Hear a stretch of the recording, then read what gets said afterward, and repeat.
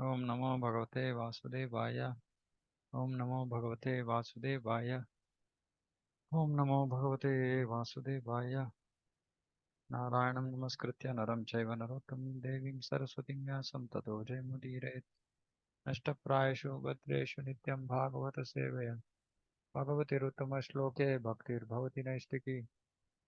मम ज्ञानतिमिरान्धस्य ज्ञानाञ्जनशलाकया चक्षुरुन्मिलितं येन तस्मै श्रीगुरवे नमः। नमो विष्णुपादाय कृष्णप्रेष्ठाय भूतले श्रीमते भक्तिवेदान्तस्वामिनिति नामिने। नमस्ते सारस्वते देवे गौरवाणी प्रचारिणे निर्विशेषशून्यवादी पाश्चात्यदेशतारिणे। जय श्री कृष्ण चैतन्य प्रभु नित्यानंद श्री अद्वैत गदाधर शिवासादि गौरभक्तवृंद। हरे कृष्ण कृष्ण कृष्ण हरे हरे, हरे राम राम राम हरे।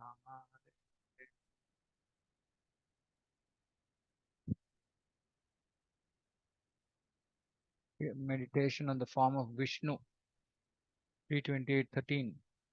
Prasannavadanam Bhojam Padmagarbharunekshanam Neelotpaladalashyamam Shankha Chakragadadharam. Prasanna Ambujam. Prasanna, cheerful face. Ambujam, lotus-like. Supreme Personality of Godhead has a cheerful, lotus-like countenance, face, with ruddy eyes, like the interior of a lotus.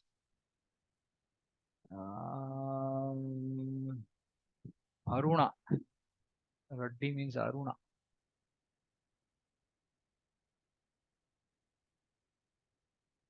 Healthy red color is ruddy. Ruddy. Ruddy eyes, like the interior of a lotus. And a swarthy body. Shama. Swarthy means Shama.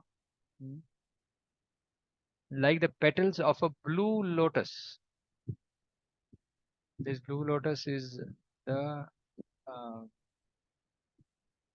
what is that? Atasi. Atasi color blue. There's a flower called Atasi. That blue. He bears a conch, discus, and mace in 3 of his hands. So these verses, like I said, many of them are also describe Krishna's beauty, but this specifically is Paramatma, Vishnu. But these things are common. Cheerful, lotus-like face with ruddy eyes like the interior of a lotus. Swarthy body like the petals of a blue lotus. This part is only not common. But uh, petals of a blue lotus. It is definite. And okay, the point I was trying to make is we have to remember this. This is the mind effort that we have to give the mind. The sadhana we have to give to the mind to remember the details. And we have to remember the details. When we focus on these details only, deep meditation, deep absorption will happen. For example, so if you have to just think about this, if we have to bring this picture of Supreme Lord's face in the eyes of our mind, meaning we are closing our eyes and we have to think about Krishna's form or Vishnu's form. If we don't have this description, then we can't think about the form. So suddenly now when we think about the form, we can see a cheerful face. It is lotus-like, means it's supremely beautiful. And there are red eyes. Eyes are red. And what kind of red? Like the interior of a lotus. Interior of a lotus. And his body is Shama. What color? Like the petals of a blue lotus or the Atasi flower. So this picture Suddenly, when this description comes, then that picture of Krishna or Vishnu should will come. Accurate picture, Shastric version. So we should. That is why we should not see any of these photos which mundane artists paint or draw. Right? Either it should just be photos of Radha Krishna in ISKCON because they're all authentic, like Prabhupada said. Mm, Or it should be a picture that we make from Shastra, from reading Shastra. And actually, I think in 11th canto, I think mm, Krishna actually, it's inconceivable, but Krishna accepts any form that his devotees think about him. So if devotees, that is why if you see all our acharyas, uh, they're all in Goloka, but all their descriptions are different. As in, there are details are different. Somebody talks about Krishna having a half moon uh, tilak. Somebody else talks about a full moon tilak. Somebody else talks about something else. So, and different like Radharani was one devotee, one acharya says that her hair is tied up behind. Then one more acharya says, her hair is left long and it looks almost like a snake. So I mean, it's all they're all there in the spiritual world, and but they'll give different descriptions because everything is possible. Whatever a devotee says will be true because Radha and Krishna are infinite, Ananta, unlimited. So they can manifest whatever a devotee desires. So if there is a form that comes in our heart, in our when we hear these verses, possibly that form will exist if we are doing it in pure love. So like this, it's but these verses are actually very important for us to actually build meditation. We have to be able to. See, Prabhupada said that the more we hear about Krishna, Radha, uh, automatically these things should come during our chanting. Automatically, because when as soon as we think about Krishna, Krishna's beautiful face has to come. Now, when face has to come, this description has to come along with it. Otherwise, it is just some mental speculation. Right. So for which we have to which is why this whole reading process is very, very important and it requires absorption. I've read these verses multiple times, right? But only recently I'm realizing how important it is to meditate on these verses. Just simply reading them like story is one. Okay, some description is there. But actually going into the details of description, and I also realized that our willingness to go into the details of the description depends on our purity. Previously, I would not be attracted by these things. I would be more attracted by knowledge. Okay, what is happening next? What is happening next? But slowly, steadily, we will develop an attraction for these details, attention to these details, which means that we are making little progress. It is definitely recommended here in that one concentrate his mind, see, upon the form of Vishnu. There are 12 different forms of Vishnu which are described in teachings of Lord Chaitanya. One cannot concentrate his mind on anything void or impersonal. Mind should be fixed on the personal form of the Lord, whose attitude is cheerful.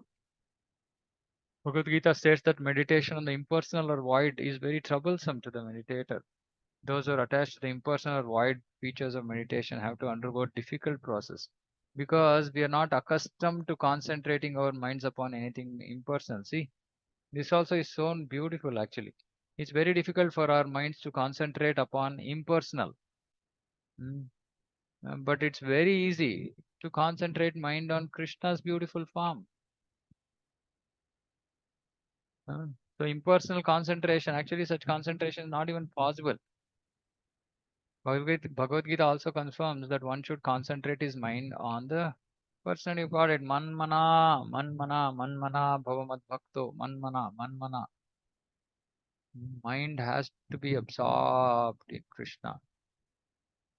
Krishna's name, Krishna's rupa, Krishna's guna, Krishna's lila, one after the other. Color of the personality of God Krishna. The Prabhupada, Prabhupada immediately switches. Not This is the mood of a devotee actually. Krishna's devotee always sees Krishna in everything. Who is this Vishnu description? No, it is Krishna. Color of personality of God Krishna is described here as Nilotpala Dala. Nilotpala Dala, meaning that it is like that of a lotus flower with petals tinted blue and white. People always ask why Krishna is blue. The color of the Lord has not been imagined by an artist. It is described in authoritative scripture. In the Brahma Samhita also, the color of Krishna's body is compared to that of a bluish cloud. The color of the Lord is not poetical imagination. There are authoritative descriptions in the Brahma Samhita, Srimad Bhagavatam, Bhagavad Gita, and many of the Puranas. The Lord's body, his weapons, and all other paraphernalia. But interestingly, not much direct description about Krishna. For that, it is only our acharyas who have revealed actually Krishna's beauty. The Lord's appearance is described here as Padma Garbharunekshanam. His eyes resemble the inside of a lotus flower, and his four hands he holds Shankha Chakra Gada Padma.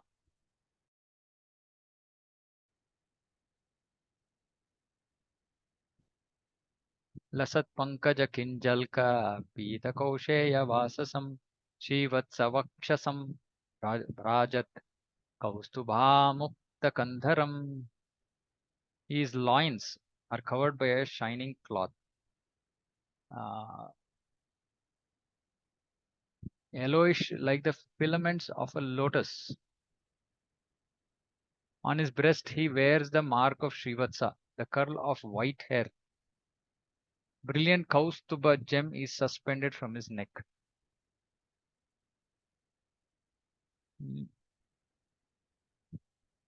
Pita Kausheya Vasasam.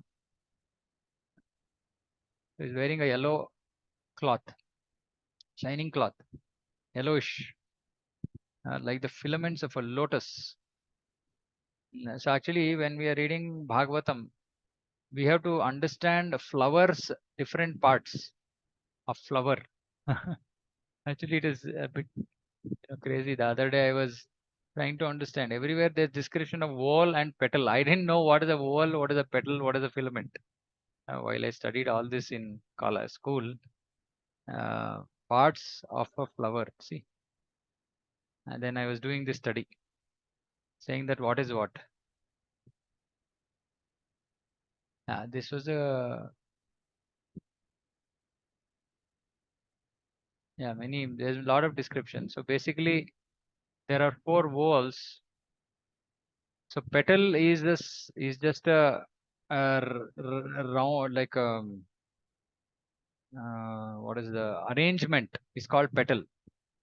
This arrangement like this of that it's in that what is that shape, like a circular shape, right? That is a petal. So here say this says it's a petal. uh, so there are whorls. Whorls are like that sorry, whorls are the circular thingies, and these are petals, and then there are sepals. Sepals are these leaf-like things. Petals are the flower parts. Filaments are these, that actually from which other flowers can come, right? Filament. The filament has an anther, etc. So we should actually know these parts of a flower, because every time there is discussion, like Goloka is compared to the whorls of petal, whorls of a lotus, like that.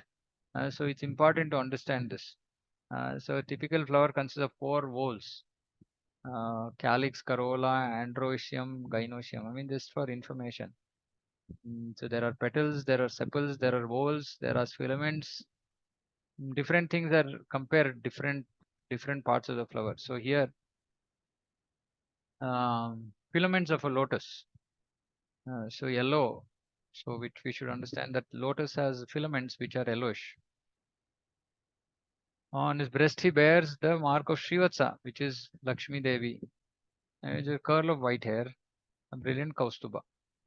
The exact color of the garment of the Supreme Lord is described as saffron yellow, just like the pollen of a lotus flower. The Kaustuba gem hanging on his chest is also described. His neck is beautifully decorated with jewels and pearls. What exactly is also described by our acharyas? What all jewels Krishna wears, Radha wears. The Lord is full in six opulences, one of which is wealth. He is very richly dressed with valuable jewels which are not visible within this material world. And also specifically, Vishnu is happy with the jewels, jeweled ornaments, but Krishna is not so happy with the jeweled ornaments. Krishna just wears it because Mother Yashoda likes to put all those ornaments on him, so he will accept it because devotee is desire. But actually, he is very, very happy himself, just wearing all the things from the forest, Vrindavan. So he is very happy with flowers. Flowers please Krishna a lot. And then all those natural minerals out there in the forest. As soon as they enter the forest, the boys, the Gopalas actually decorate Krishna's lotus face with these minerals. Like we do gopi dots, like that Krishna dots. So there are different kind of images that are drawn on Krishna's face, etc., which we see actually in our Mayapur. Madhav actually wears every day. There will be all decorations on his forehead, below his eyes, above and around the area of his cheeks, on his hands, etc. So these are all decoration which is done by Gopas. Mm. मत्तद्विरेफ कलया परीतं वनमालया परार्ध्यहारबलया किरीटाङ्गदौ नूपुरम्. He also wears around his neck a garland of attractive sylvan flowers. Now again, Vanamali.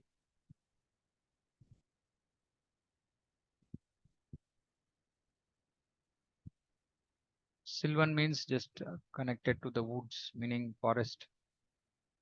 Okay, but here it's Vanamali. So that is for a forest flowers. And there are different, what is that? I think somewhere I read there are 7 different colors of, what is that garland that Krishna wears? Vanamali.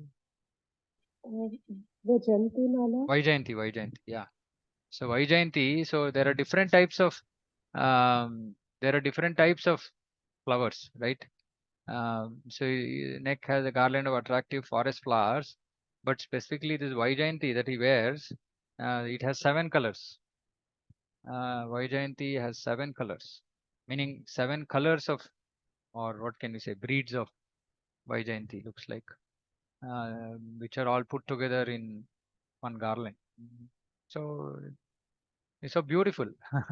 And a swarm of bees intoxicated by its delicious fragrance.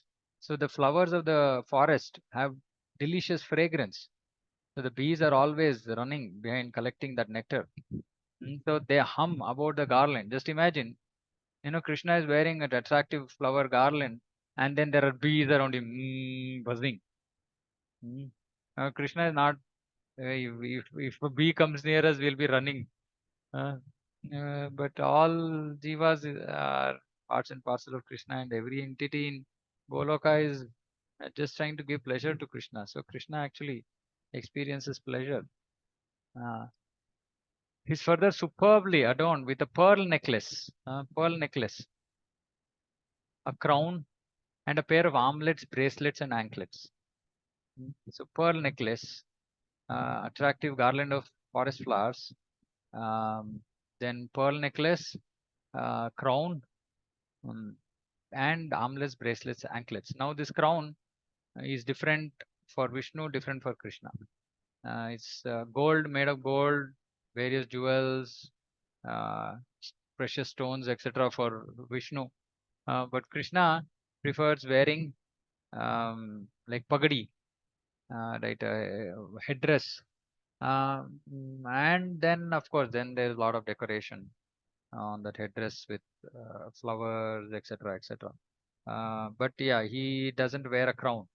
That crown is for Dwaraka. Dwaraka Krishna wears a crown, not Vrindavan Krishna. From this description, it appears that the flower garland of the Supreme Personality Godhead is fresh. Very nice. You see, Prabhupada. It's fresh because bees don't hum around some stale flowers. Um, Actually, in Vaikuntha, the spiritual sky, there is nothing but freshness. Actually, see, these things actually we can't imagine at all. Um, every time I read something like this and just think about, beauty of Radha, Krishna, gopis, love of the gopas, love of Rajavasis. Actually, it just looks, first of all, it's always fresh. Right, we are so stale with our bhakti. If we do too much of little bit extra service, then we want to take a break. But there is nothing like that. There's always freshness, same love, and it's just intensifying. It's just increasing and increasing and increasing. Mm. Uh, like Cheto Darpanam Bhava Mava Bhava Maha. What is it? Cheto Darpanam Ajanam. Nirvam Baba Shreya Kairo. Mahadavagni. Shreya Kairo Chandrika Vitaranam. Yeah, with Anandambudi Vardhanam. So that Anandambudi Vardhanam, like that love is increasing, happiness is increasing, yeah, everything increases infinitely in the spiritual world, and everything is fresh. It's not like Yashoda Mata is getting every day. And say, "Like, what is this? Every day we have to cook 150 items for the pleasure of Krishna." No. That is the happiness. And it is so fresh that literally devotees don't even know that something like this happened yesterday. That is the freshness in Goloka. Is that they don't even know that this is another day. They just think that this is the day. That's all. As in, there's no question of yesterday, today, and all that. As in, they don't really just think. They're always just in the present, trying to please Krishna. Every time Krishna goes out of the forest, it is the same distress. It's the same sadness they experience. There's no decrease. It doesn't decrease. Every time they see Krishna coming back from the forest, it's the same happiness, like they got their life back. So everything is fresh. Even the flowers picked from the trees and plants remain fresh, for everything in the spiritual sky retains its originality and does not fade. The fragrance of the flowers picked from the trees and made into garlands does not fade, for both the trees and flowers are spiritual. And look at Krishna's the flavor or the fragrance of Krishna's body, is far surpassing all these flowers. We cannot imagine. We cannot imagine. The flowers themselves are fresh and fragrant, and the fragrance of Krishna's body is far exceeds the fragrance of these flowers. When the flower is taken from the tree, it remains the same. It does not lose its aroma. The bees are equally attracted to the flowers, whether they are on the garland or on the trees. The significance of spirituality is that everything is eternal and inexhaustible. Eternal and inexhaustible. Everything taken from everything remains everything. Purnamada Purnamidam Purnat Purnamudachyate. Purnamasya Purnamadaya Purnameva Vashishyate. And as has been stated, spiritual world 1 minus 1 equals 1, 1 plus 1 equals 1. Everything is 1, 1, 1, 1, not the merging of 1. The bees hum around the fresh flowers, and the sweet sound is enjoyed by the Lord. See, so because they are enjoyed by the Lord, the bees do that. If the Lord doesn't enjoy the humming sound of the bees won't come near Krishna, because everything is for Krishna's pleasure. Lord's bangles, necklace, crown, and anklets are all bedecked with invaluable jewels. Since the jewels and pearls are spiritual, there's no material calculation of their value. Huh? So when we absorb our mind, actually fortunate are those devotees who engage in garland seva, dress seva, then ornament seva, and because actually they can meditate on the beautiful form of the Lord, and that's how the seva actually has to be done. That's how the seva has to be done. That is the expression of love. And I see multiple times. I've seen in Mayapur, I've seen in our temple. I've not had this experience so far in this life. Those devotees who engage in deity worship, and they've engaged in all these beautiful garland seva and all these personal service of the Lord. And when the Lord is decorated after darshanarti, they're all like so happy. I see every time they're all looking at each other and making comments and looking at, this we did, see, it's looking like this. This is love. This is love. Anyway, these verses help us to actually go into the mood of thinking about Krishna. Actually, if we don't get attracted by these verses, we will simply be thinking about the misery of this miserable material world. That's all. Because so-called happiness is also misery. So everything is miserable. Mm. So we'll just be absorbed in this misery. Uh, and just if you can just, everybody, if you've already not done, maybe after the class, maybe just 5 minutes, just absorb yourself in this in this beautiful description of Krishna's form. And just see after that absorption how your heart is so happy. It gives immense happiness, right? But absorption 24 hours we are absorbed materially, but it doesn't give anything but distress. So it's just sanity. It's just into basic, intelligence to just understand, why am I wasting my energy in absorbing myself in these material things? Why don't I absorb myself in Krishna's beautiful, Krishna and Radha's beautiful form, their amazing qualities, mm, their pastimes. Otherwise, we are simply losing time. That's all. Kanchi gunolla sachonian hridayamboja vistaram darshaniyattamam shantam manonnayana vardhanam. His loins and hips encircled by a girdle. Women will know this. We didn't know any of this before I started these reading all these Bhagavatam. Then I understood. Oh, these are all these kinds of ornaments exist. Um, he stands on the lotus of his devotee's heart. He stands on the lotus.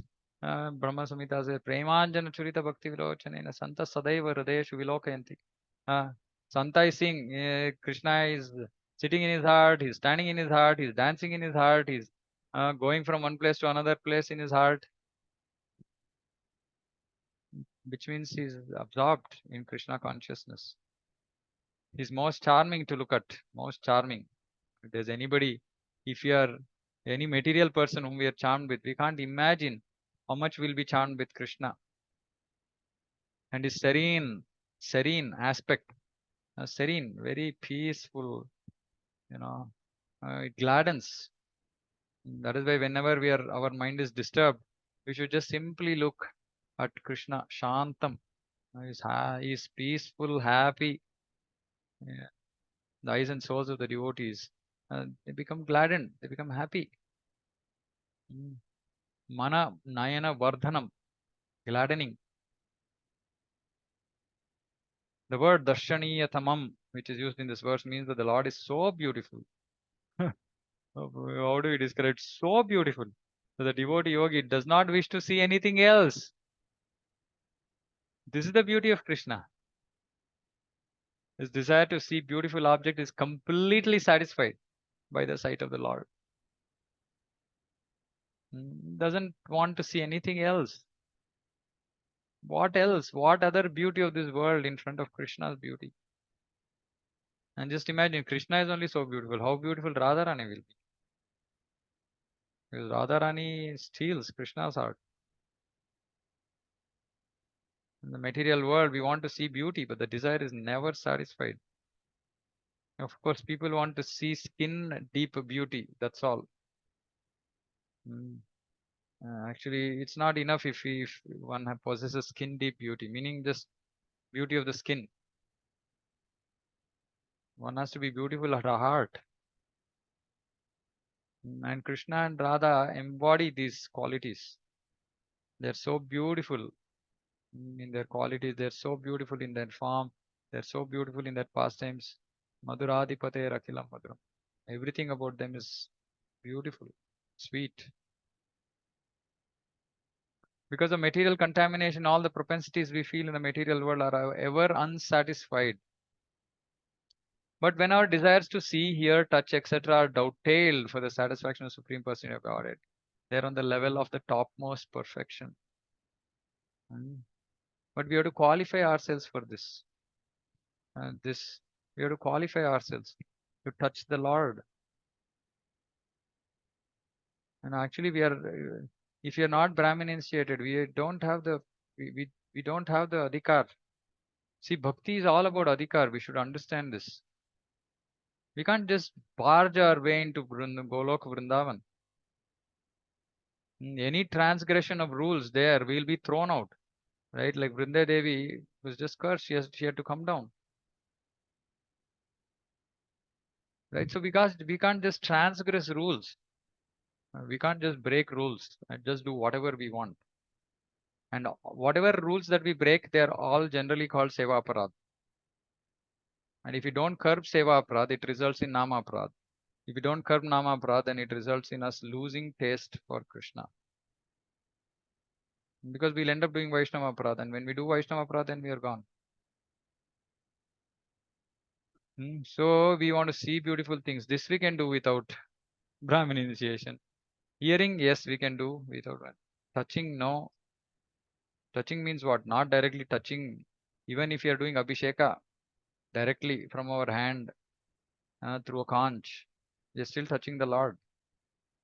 And we're not supposed to do this unless we are Brahmin initiated. It is very clear, actually. These instructions were very clear from Prabhupada. They're dovetailed for the satisfaction of the person who got there on the level of the topmost perfection. Although the Supreme Person of Godhead in his eternal form is so beautiful and pleasing to the heart of the devotee, it does not attract the impersonals who want to meditate on his impersonal aspect. Such impersonal meditation is simply fruitless labor. The actual yogis with half closed eyes fix on the form of the Supreme Person of Godhead, not upon anything void or impersonal. So we should all aspire to become Brahminically qualified so that we can actually do deity worship. Because actually Prabhupada says for Grihasthas, deity worship is the fastest way to become, to absorb ourselves in thinking about Krishna. Because we are used to, as human beings, we are used to this touch and feel. Though hearing is our process, Bhagavata Vidhi, uh, but Pancharatrika is given so that because it actually enhances. So whoever actually engages in deity worship, their desire or hankering for hearing has to increase.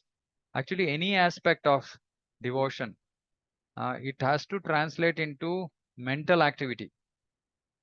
See, this is very, very important. Actually, most of us are engaged in activities concerned with the body, actually, which is very good, which is very good. But that absorption in the activities, devotional activities which are connected to the body, has to translate into devotional activities concerning the mind, which is hearing, chanting, and then meditation, dhyana, smaranam. These things have to happen automatically. So obviously it is very good. But if our bodily service, if by our bodily service we are engaged in this service for many, many years, but we are not seeing any transformation in our lives, that means that we are not doing it with the right mood. But it is very, very powerful. But it should bring us to the stage of uh, deep hankering for Shravanam. Otherwise, it's not actually happening on the right platform.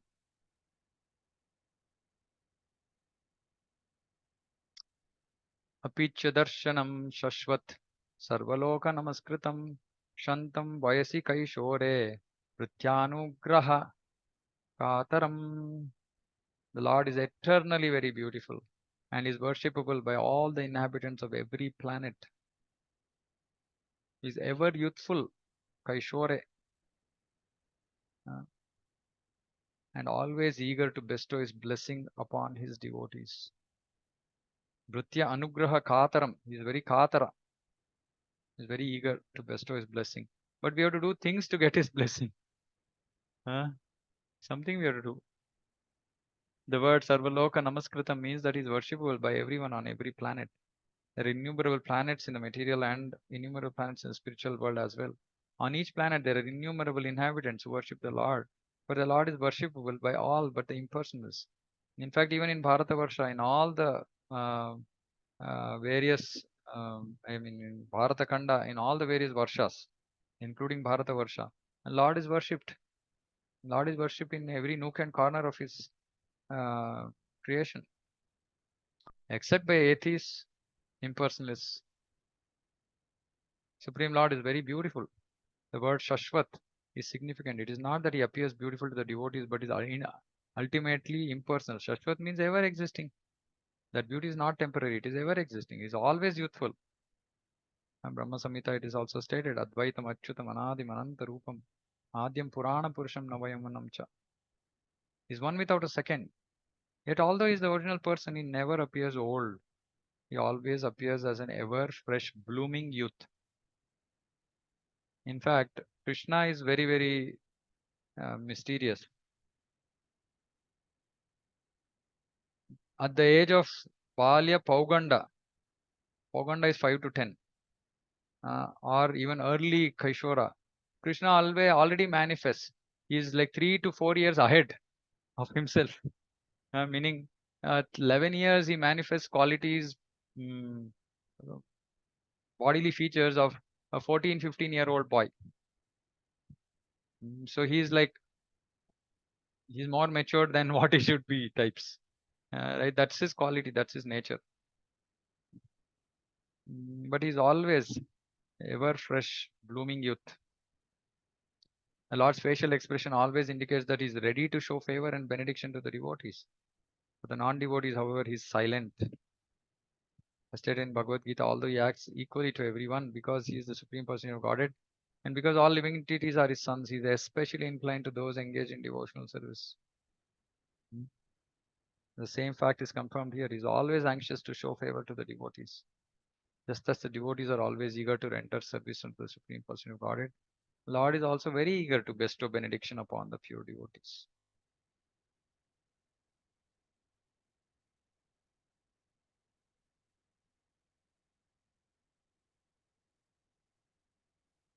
Okay, I think this is the last verse. Yeah. Okay, anyway, I think we'll stop here because it'll be good to come back and pick from this verse so that we can again recap a little bit of the features of Krishna, and then we can go forward. I'll stop here. Jyoti Mataji has asked a question: how to remove Nama Prada and develop taste in Lord's name? How to remove Nama Prada by removing Nama Prada? Okay, so first thing is we have to understand what is Nama Prada. We have to know what is Nama Prada. So if some of us don't know, we should first read up about Nama Prada. The various places where Srila Prabhupada in his books has written about Nama Prada. First we have to be conscious about this Nama Prada. So two, or I will say four things we have to be really, really careful. First is Sadhu Ninda, Vaishnava Prada. Second is Namno Balad Yasya Papa Buddhihi. Knowing the glories of the holy name, just engaging in sinful activities, wrong things, thinking that I will be pardoned anyway.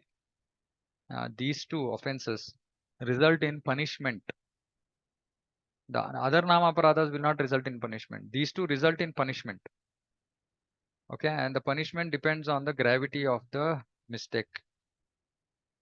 So we have to be very careful about these two, Vaishnava Aparada and doing sinful activity based on the strength of the holy name. Now, doing sinful activity on the strength of the holy name is like not just holy name. Like for example, doing something even though we know that we should not do, we end up doing it. That will result in Nama Aparad. Meaning, say we know that we should For example, there are so many seva aprats.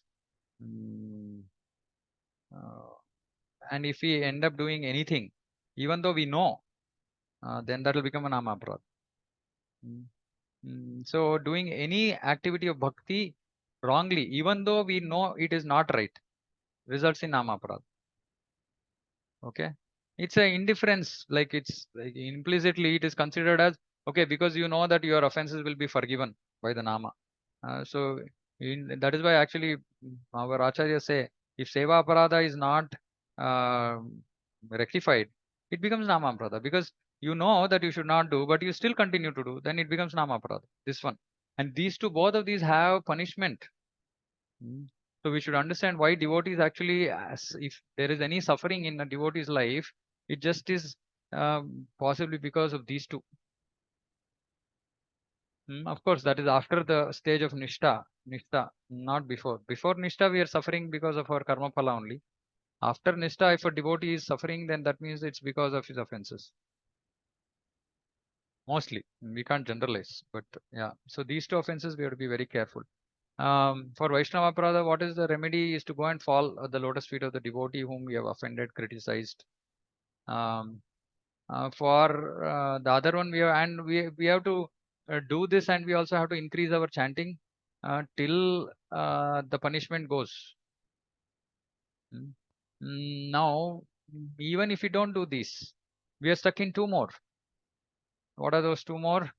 One is ahamta and mamata, me and mine, still having material attachment, and inattentive chanting. So both these inattentive chanting is also considered offensive. Mm. So for both these, actually, the only remedy is how we live the rest of our day. How our rest of our day is will determine whether this ahanta mamata is I and mine, and this inattention will go or not. Because if you are living a very materially contaminated, materially conscious life, then aham and mama will continue because we are fueling aham and mama by living a materially conscious life. Then that aparada will not go. It will become very difficult. Mm. And if we overcome all these three, which is Vaishnava Aparad, doing offenses on the strength of the holy name, and lastly, Aham and Mama, then inattention will also automatically go because inattention is also because of attraction to material things. So which is why this kind of reading we have to engage in, right? Because when we read like this, our attention is absorbed in Krishna, right? And Krishna's beauty, Krishna's qualities, Krishna's pastimes, they're all so beautiful that it will steal the heart, it will steal the mind. Apahrita, it will become, our mind becomes stolen. It becomes stolen from material things. uh. So absorption in Krishna is the only way, by Shravanam, is the only way by which we can get over inattention, right? And for this, yeah, regularly we have to do quality Shravanam, reading Prabhupada's books, living life. See, like I said, our chanting, basically this Am and Mama will totally depend on how much we take Prabhupada's purport seriously. Because Prabhupada's purports have the intention to remove this Am and Mama. Basically, that is the core focus of Prabhupada's purports, is to remove this Am and Mama from our heart. Because that's the crux for us. Uh, so if we read Prabhupada's books regularly, daily, I shouldn't say regularly, daily, and for at least 1 hour, automatically this aham and mama will get washed out very soon. Mm. So then when you are not materially attached, inattention will go. Inattention will automatically go, isn't it? So good association, good reading, good shravanam, mm, more Krishna conscious day, and it will result in us overcoming aparadhas.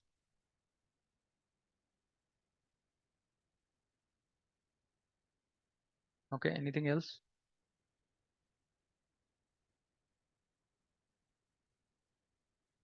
Okay, thank you for you very much for joining.